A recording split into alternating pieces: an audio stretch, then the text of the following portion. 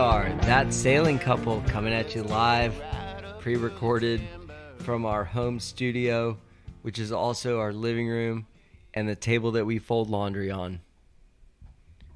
Multifunctional. Damn right. So here we are, guys. It is mid-October. I don't ever know what date to give because we don't know what date we're going to publish. We're recording on Sunday, October 10th. And I feel like that's important because we are trying to publish quickly and we want to have like a live current feel to these. Yeah, we'd like to do as minimal editing as possible. Cool. All right. Well, I'm giving this one to Lauren. We're going to talk about downsizing today. So take it away, Lauren. The topic is downsizing. And I definitely think that this is a topic that we'll be returning to again and again until the task is done. But we're definitely looking at the task of downsizing our possessions here in the next couple of months. And the topic is pretty daunting, don't you think? Yeah, it's kind of got me, I got a little bit of anxiety about the whole process, to be honest. Yeah. So I think downsizing, it's overwhelming, intimidating. And if you're going to be moving aboard a sailboat after living in a multi-bedroom house, you're going to have to go through the process of dealing pragmatically with all the crap that you have accumulated. I think some people are maybe going to blitz through this process.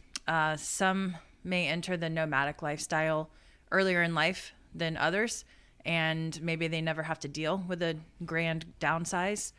Some might only watch others downsize their lives on YouTube or Facebook and never tackle the project for themselves. So given our commitment to making this transition to live aboard life happening, we're going to be taking on this task of downsizing, which definitely stands between where we are and where we want to be. So going to try to break it down a little bit on the front end and talk about some of our feelings, thoughts on the process, and maybe make a plan that inspires us to take action pragmatically. I like it.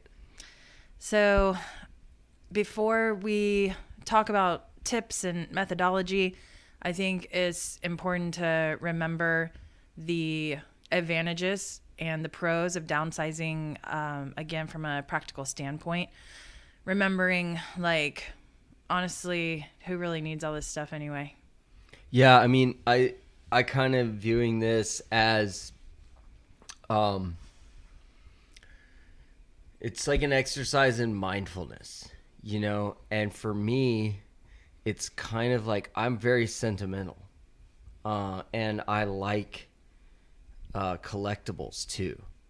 And so I have stuff. Like I have a lot of stuff that I don't need at all.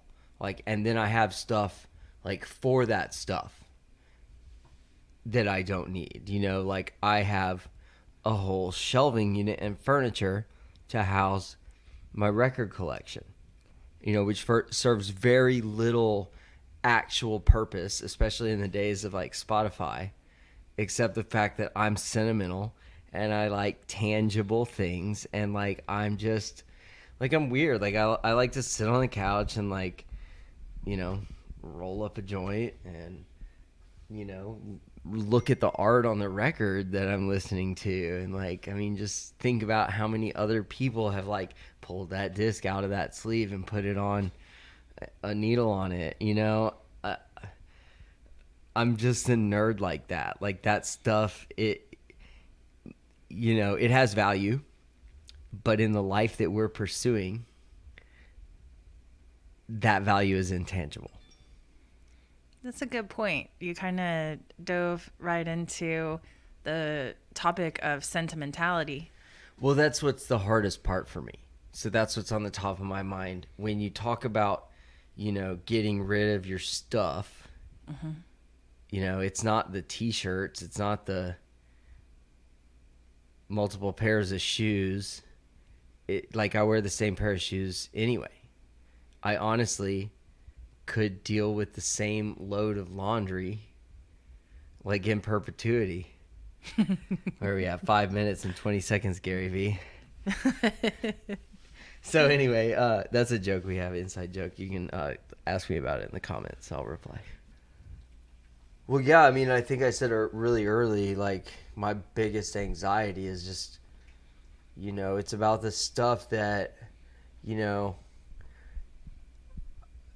I think the hang up for me, it's going to be, like, I have a certain assigned, like, value to a lot of this stuff. Monetary. I mean, if not... Yeah, I mean, there's monetary and sentimental value combined in a lot of it. But, like, yeah, the rock and roll posters, I think it's more like monetary. Like, those were always, like, something... some of them are, like, you bought for $60 and they're worth, like, 600. You know what I mean? And some of them you bought for $60 and you'll be lucky to get 50 for them. Yeah. Well, I think if we put collections aside... or even take inventory of the collections that we have. The vinyl we're actually coming up on probably because we bought so much of it for like 50 cents. And like we bought so much of this stuff like when vinyl was not popular. And we bought like, that whole collection Ian gave us, I mean, a lot of it went back to the record store or, to Goodwill. During the last garage sale. Yep. We had the guy come up. Sat out. Oh, yeah, the guy with the recording studio. He came up and grabbed whatever he wanted. Yeah. He took it all without even looking at it, didn't he? Yeah, he was into it. He was like, fuck it, I'll just take all of it. That's kind of what I did, though. And I took like 23 boxes of records from my buddy when he had a house fire and didn't have anywhere to store them. And I went through and sorted them out over, time. And... picked out what I wanted, and now we have, 20 Calyx like cubes. They're like little 1 foot or 13-inch cubes, and there's 20 of them full of records.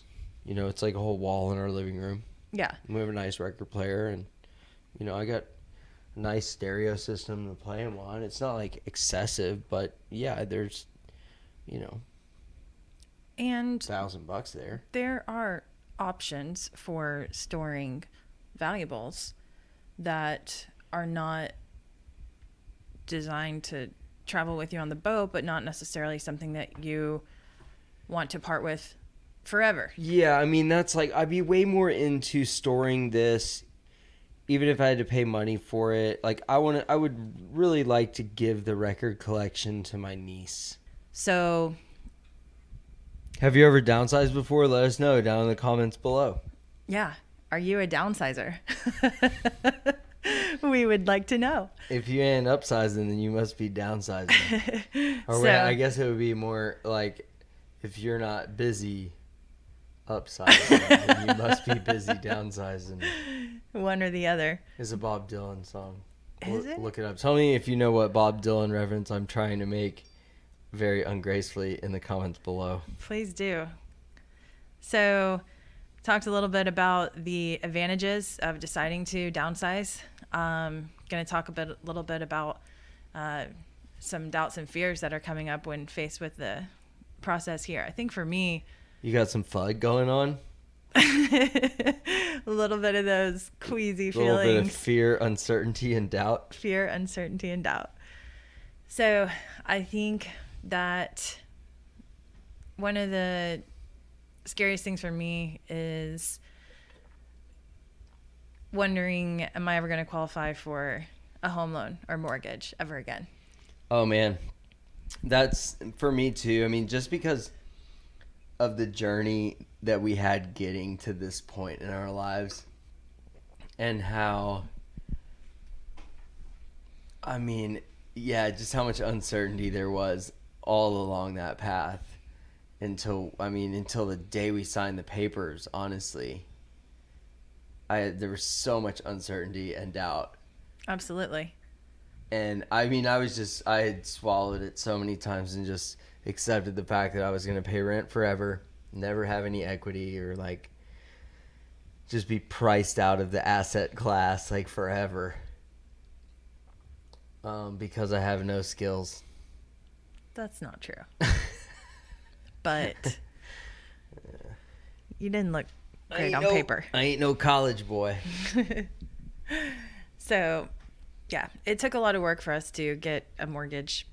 So if we sell the house to get the boat and are left houseless or without the asset of a piece of real estate or a piece of property, there's a fear for me that we could regret the decision financially. Big fear for me too. Like I really, really want to. It would make me feel so much better if we invested in just any piece of land, real estate. Like even if it's just like a campsite, like something we can improve a little bit and hold on to for a long time. Yeah, definitely would be a topic. Especially if it has a cheap tax bill and Definitely it's close to where we might be living. Mm-hmm. Be a topic that I'd be interested in discussing with other sailing couples.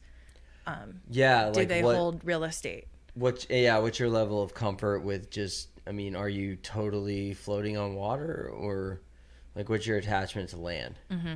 Your life anchor, mm-hmm. if you will.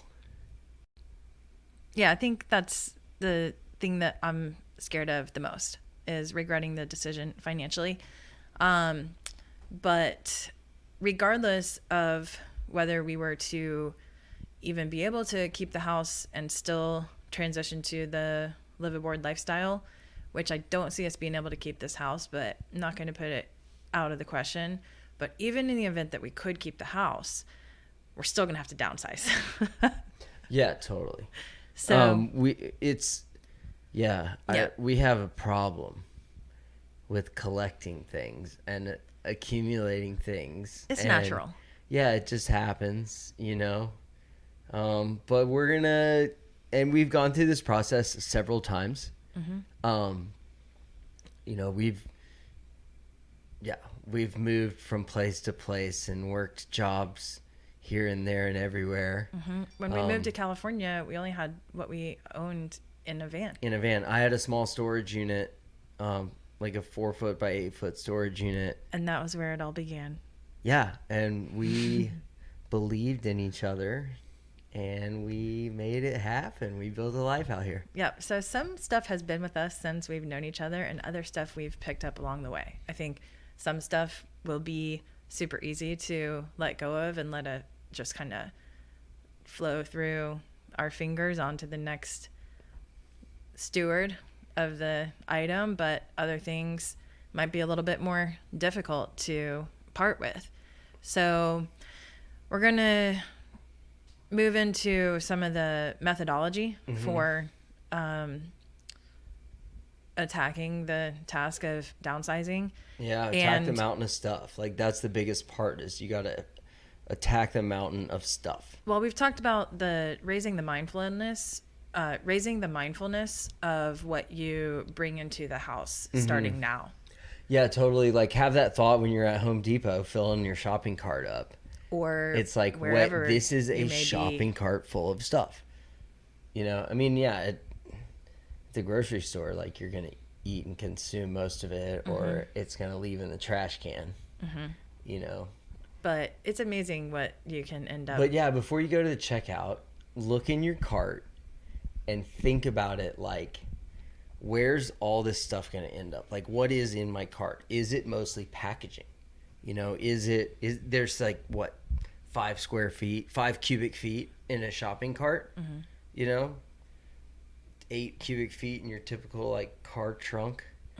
So, you know, think about what is that percentage, you know, is most of it packaging, is most of it edible food, is most of it clothing, like. Yeah. So if you're in the process of downsizing, then raising that level of awareness to an even higher level is going to serve you well, because ultimately you're just going to be creating more work for yourself if you're not careful. Everyone I've ever known has like tags on clothes hanging in their closet. You know, I'm guilty, and I'm like consider myself, especially with the clothing, like I'm pretty minimalist. It's pretty incredible. Like I buy a couple, like, so the place that I don't want to be caught looking like a schmuck is the golf course. So I'll buy a couple of polos and a couple pairs of shorts, and I'll always make sure I have nice socks. Socks are important. That's like a comfort item for me. But yeah, fresh socks. If a pair of socks just doesn't feel good anymore, I throw them away. Mm-hmm. Like there's no point in keeping socks that you don't like to put on. Yeah. I'm over my sock rant now. Yeah. But yeah, so I'll buy a few golf clothes, like maybe spend, $100 on clothes every year. And I mean, I've had these pants I have on for probably 6 years. I mean, there's only a couple holes in them. They're lined with fleece and they're just amazing.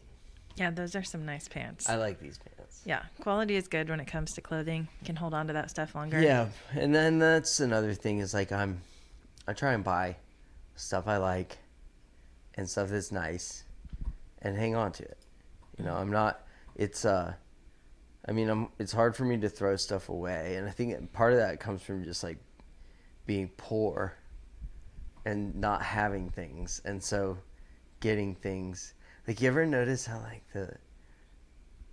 like the homeless people downtown, like they always have a lot of stuff. Mm-hmm. It's like I think they have the same problem where they just can't get rid of stuff, and they're like, "Oh yeah, you're done with that? Like, I want it. I want it. I don't have anything. I want that. I want that. I want that." Yeah.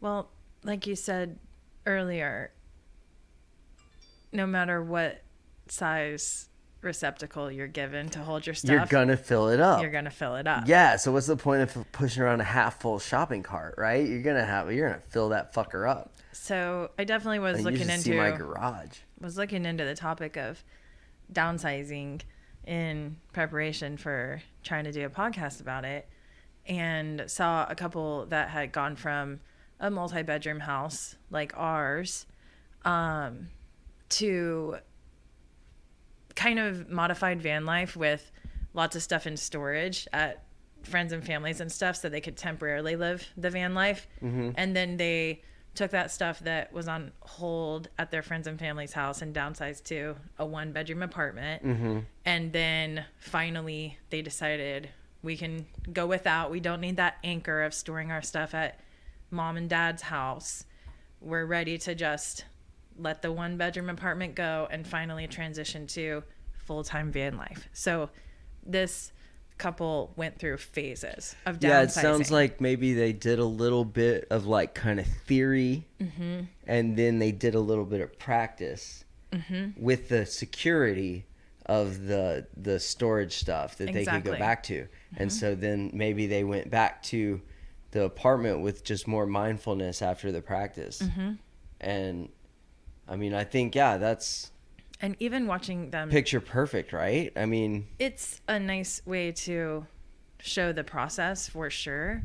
And showing it being taken to different levels. And if you're looking into minimalism on the internet, you'll see like extremist videos. Remember that video we watched, people... the Netflix one with the guys that bought the Starbucks coffee every day, and they were like, "We're minimalist." Do you remember that? I don't even have a coffee cup. Like, it's like, bro, like it's like almost maximalist if you really get down to it. I do remember that, but there are some, there is content out there with people that are taking the concept to an extreme, and they have the number of possessions that they have numbered, which if you're going to be living on a sailboat, I think you should be down to the point where you have a real inventory of everything that you own as it pertains to the boat, just like in backpacking. Yeah, and I think that is the thing too. Mm-hmm. Like we will have an inventory, and kind of where my mind went just now was like, well, I mean, it's just different to where, yeah, I don't know, like that line between like just living life, man, and being on boat life. I think that I'll probably replace like my collectibles habit with like spare parts and like tools. Like it's gonna be like, what my garage looks like right now. Like we have an extra everything that we could ever need down there. You can collect the NFTs. I'm starting those Start my NFT collection. So that will satiate the Digitizing my collectible habit. art collection. Yeah, totally. And some of the just like buy, sell, trade habit too, because that's like a habit I've had for a really long time.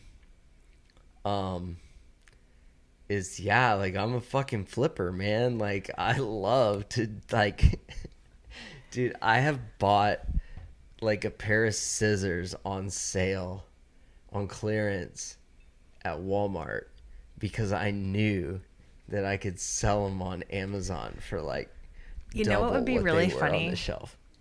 If we went through all the items that we've sold on eBay since Oh, dude, we've sold thousands and thousands of items on eBay. that would be a funny episode, I think, if we went through and found some of the more unique just the items that like we've sold. funny stuff. Yeah, Yeah. the highlights of the selling There were career some that really on eBay. surprised me. Like we had some big wins that I was like, "Wait, what?"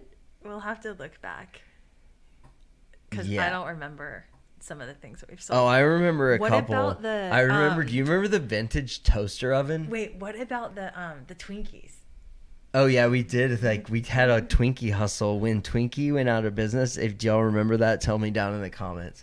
But Twinkie, I'm pretty sure no one out there remembers no, when Twinkies went out of it was business. a national crisis, Lauren. I don't know what you're talking about.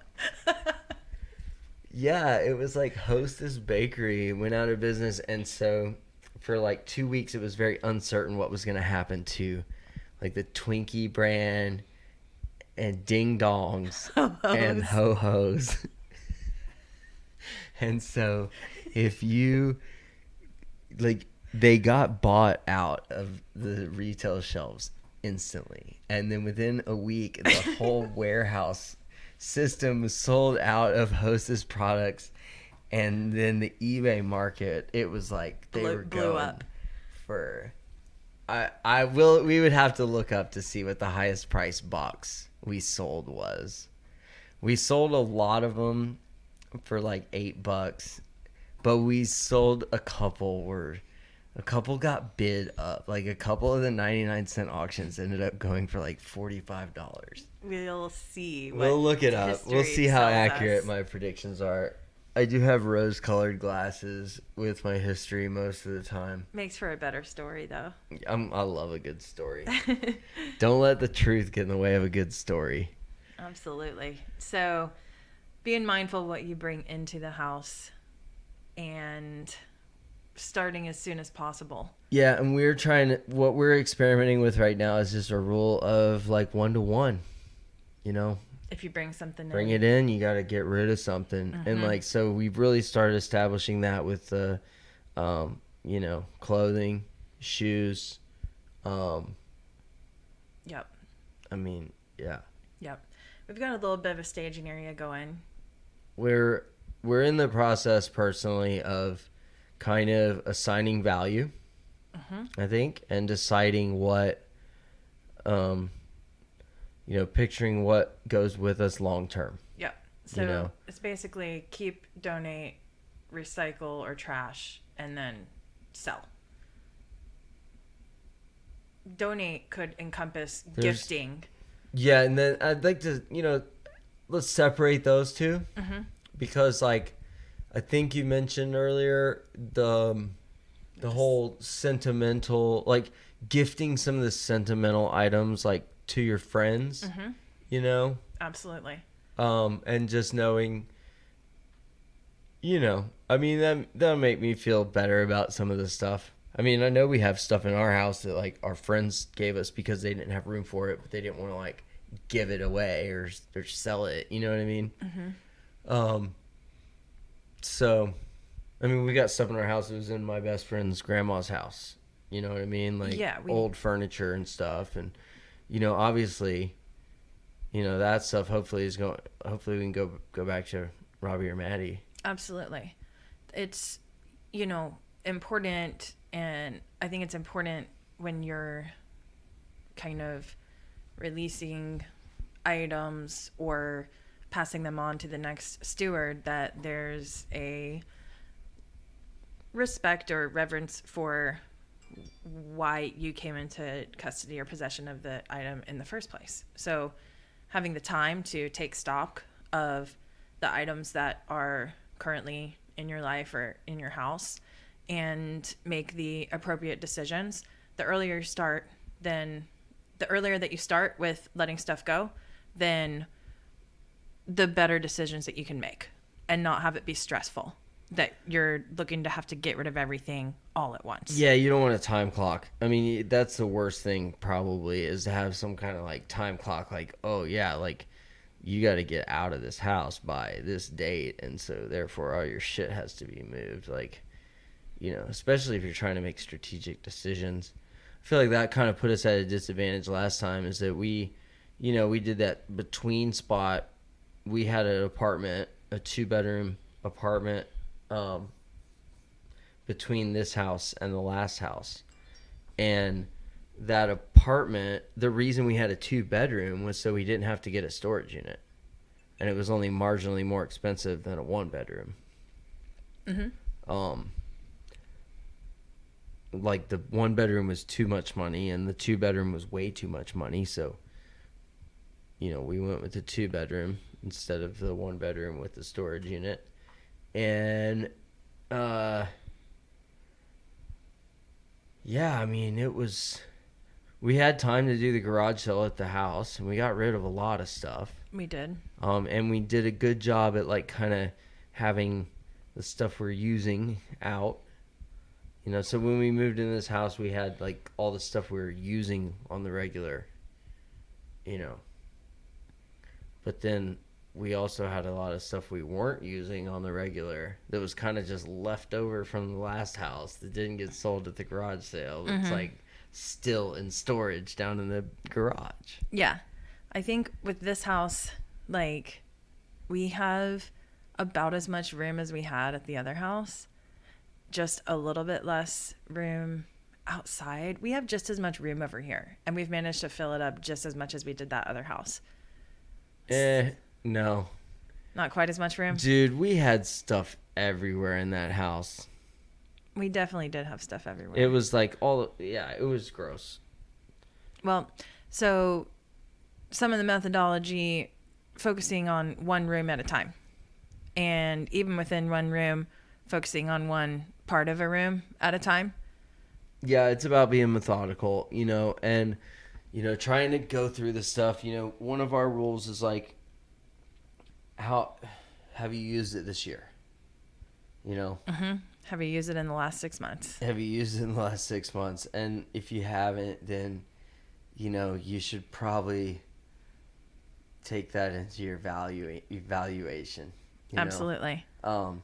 And, you know, a lot of these things, it's like, it gets easier and easier. Like, the more times that you say, fuck it, and throw it in the garbage can, like, the easier it gets. Yeah. And it's liberating, honestly. Yeah. Like, I think gifting. Like, I have a lot of anxiety about, like, throwing something away, but then I also, it's like liberating once it finally just disappears. And there's never any, like, I've never once thrown something away and been like, God, shouldn't have thrown that away. Like, I mean, I don't know. Maybe I think it's a really good point. But... I mean, imagine like someone, there was a sailor or a sailing couple that made a comment on the Instagram post that we made about downsizing, and I took some before pictures because I think that's going to be a kind of cool thing, is to document, oh my God, you remember when we lived in that 17 square foot house, and remember when we had all this stuff, and looking back and just seeing the pictures of it. Once we're out there living the life, and it's just a phase of our life that we had a multi-bedroom house. So someone commented something along the lines of, you know, good luck with the process. It can be daunting, but you'll be replacing all that stuff with a bunch of memories. Yeah, totally. So that's part of the motivation and the reason, you know, is remembering why you're doing it in the first place. So in terms of what we will be able to take with us on the boat, we don't know exactly how large of a boat that we're going to have. We're planning that we're going to have a van and a boat. And I think that not having the exact measurements or visual picture of, you know, the size of either of those spaces is part of what's going to make it challenging to decide, you know, what comes and what needs to be tossed. Yeah, I mean, I'm just thinking about it like small. You know, I don't want to fill up either one of those spaces. You Exactly. know? Like basically everything has to go. Yeah, it's like it's everything. It's basically you know? everything. Yeah, and yeah, I don't know. It depends.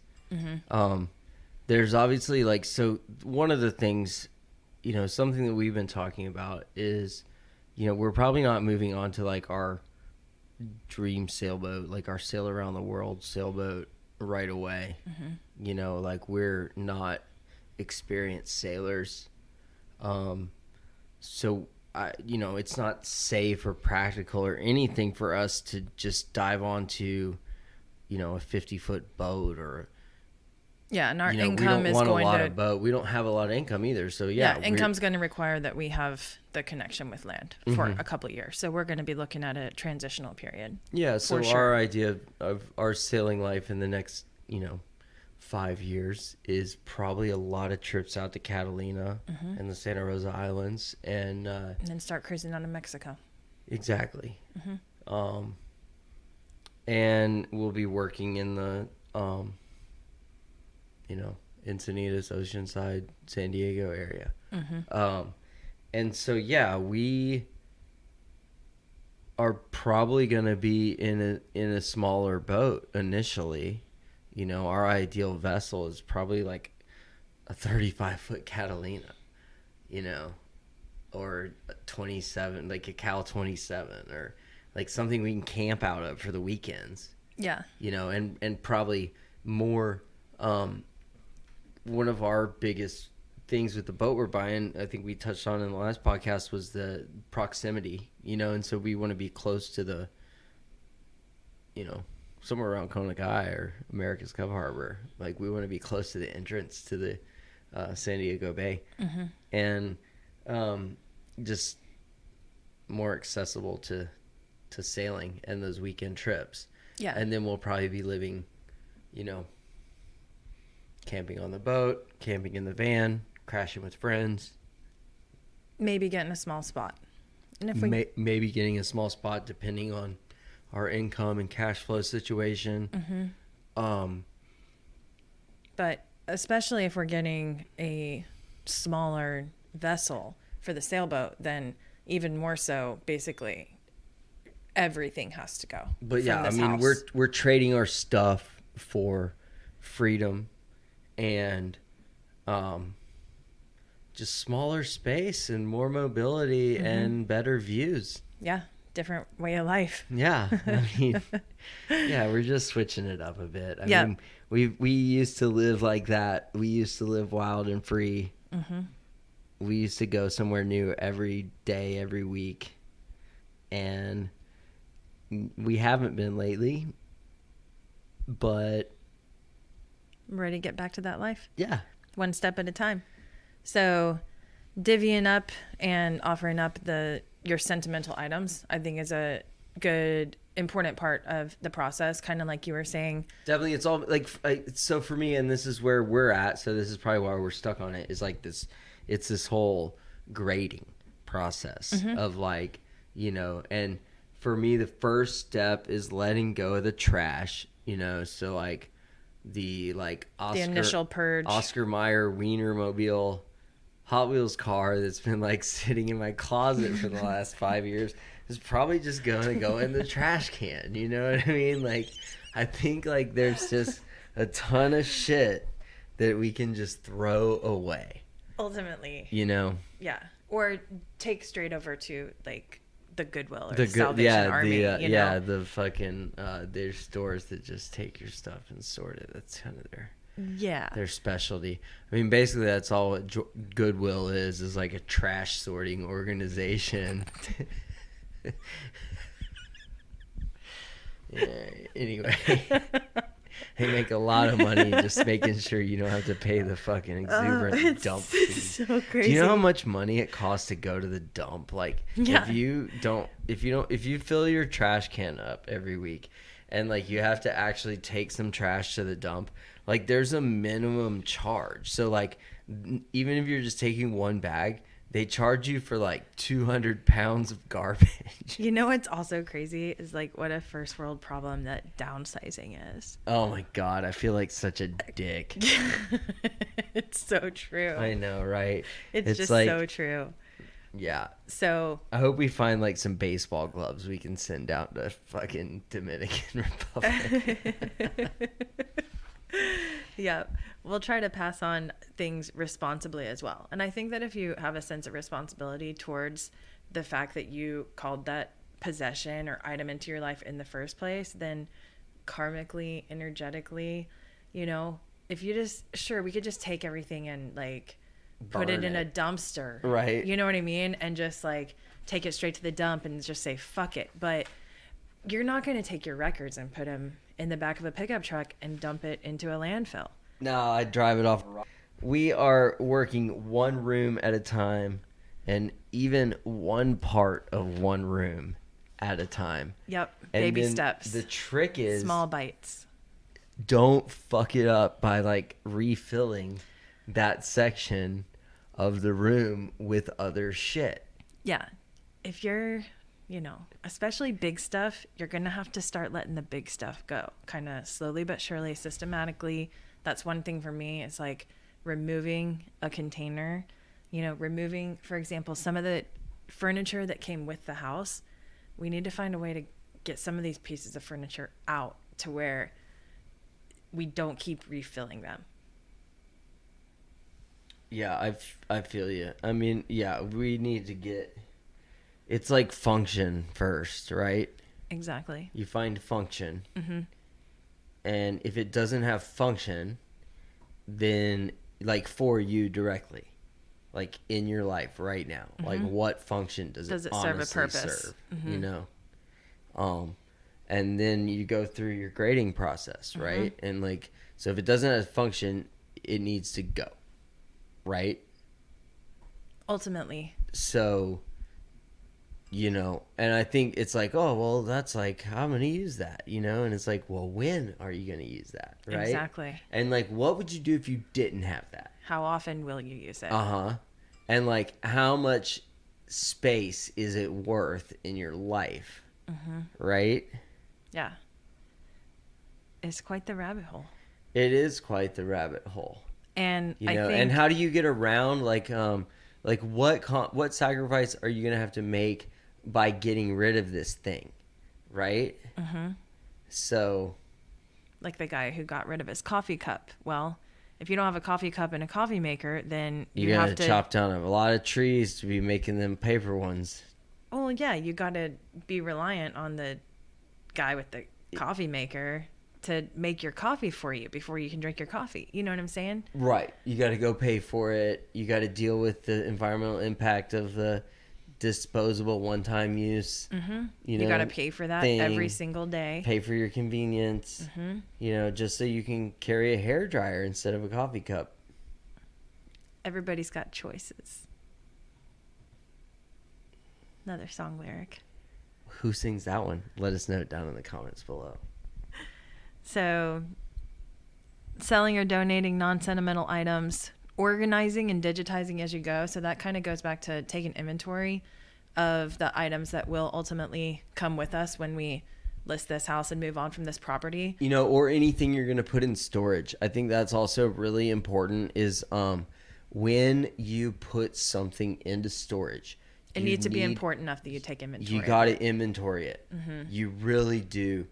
Because this is a rabbit hole where, you know, storage is expensive. And I know at one point before we had paid $235 a month to have some things in storage. And all of these things, The value didn't warrant that. at a certain point, we made a decision to stop because we had spent, I mean, a couple $1,000s to store a couple $1,000s worth of stuff. You know, and so that could all be replaced. it could have easily been replaced. And like, I think that part of the reason why we spent all that money was because we were scared to throw it in the dumpster.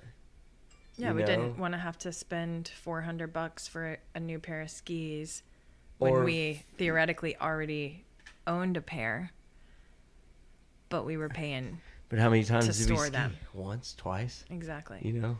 Yeah. So a lot of the stuff that may have value, it can be replaced Easily. So the sentimental, once again, it comes down to the pieces that have some sort of sentimental or real value or meaning to you, not associated with monetary, because money comes, money goes. So Easy if come, it's a easy go. yeah, money comes, money goes. So you can always get a new couch, unless it was your grandma's vintage, one of a kind, Velour. never to be made, reproduced again. But you get what I'm saying. So if there are items that may have sentimental value, but they could be repurposed, gifted, or memorialized in some way, and then you could move on from them, that's one other tactic that is out there for dealing with those items that they make it through the grading process, but it comes down to the point where there's a sentimental value attached to them, but you could still extract that sentimental value without having to hold on to the item itself. Does that make sense? Like you had some kind of seance.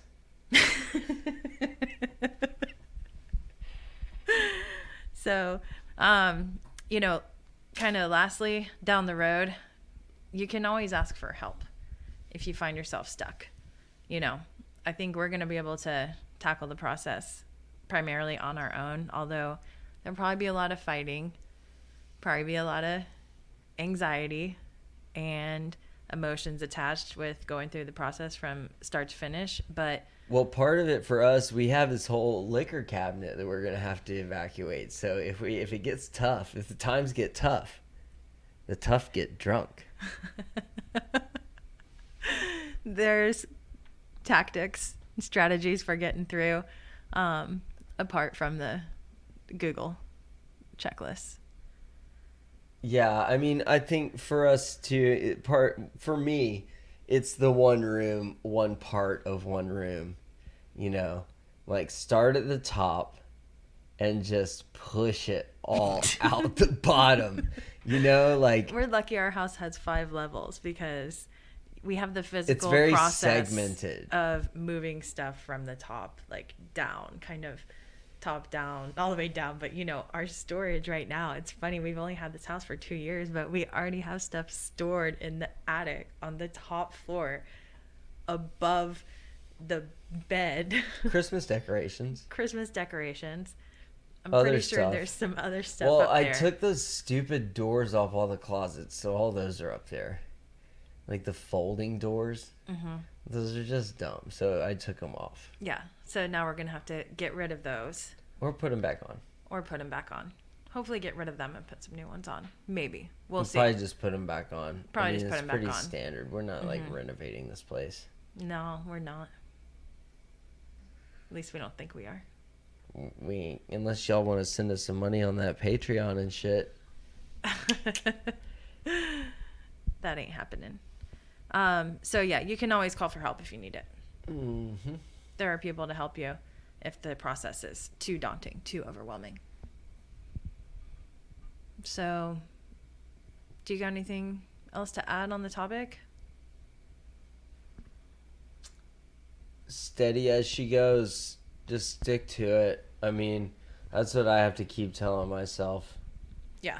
You know, and if you get bored of downsizing, you can always just start a podcast. Yeah, podcast is a great way to distract yourself to from procrastinate your problems.